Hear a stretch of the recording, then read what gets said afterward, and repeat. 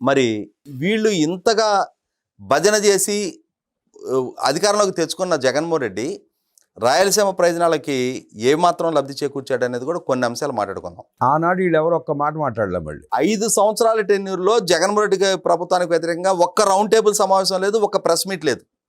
అసలు ఈ నాయకులు ఎవరు, ఎప్పుడు, ఎక్కడ, వాళ్ళ పాత్ర ఏంటి, వాళ్ళ ప్రమేయం ఏంటి అనేది కూడా రాయలసీమ ప్రజలకు తెలియదు.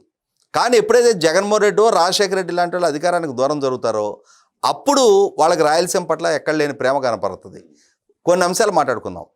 ఇదే జగన్మోహన్ రెడ్డి ముఖ్యమంత్రిగా ఉన్న రోజుల్లో కేసీఆర్ గారి నాయకత్వంలో తెలంగాణ ప్రభుత్వం కృష్ణా నదీ జలాలు సమాన ప్రాతిపదిక మీద పంపిణీ జరగాలి అని చెప్పని వాళ్ళు డిమాండ్ లేవనెత్తి అది అపెక్స్ కౌన్సిల్ మినిట్స్లో ఎంటర్ చేయించి, అలా ఎంటర్ చేయించిన తర్వాత దాన్ని నోటిఫై చేయించి వాళ్ళ బ్రిజేష్ కుమార్ ట్రిబ్యునల్ విచారణ జరుపుతున్న సందర్భంలో నిస్సత్తువుగా తన అసమర్థతను చాటుకుంటూ జగన్మోహన్ రెడ్డి దాన్ని అడ్డుకోలేక ఇవాళ కేసీఆర్ గారు లేవనెత్తిన అంశం మినిట్స్లో ఎంటర్ అయినా జగన్మోహన్ రెడ్డి తన అసమ్మతి కానీ అభ్యంతరాన్ని కానీ మినిట్స్లో కూడా ఎంటర్ చేయించలేకపోయినా రాయలసీమ ద్రోహిగా జగన్మోహన్ రెడ్డిని ఎప్పుడూ ఎక్కడ ప్రస్తావించరు.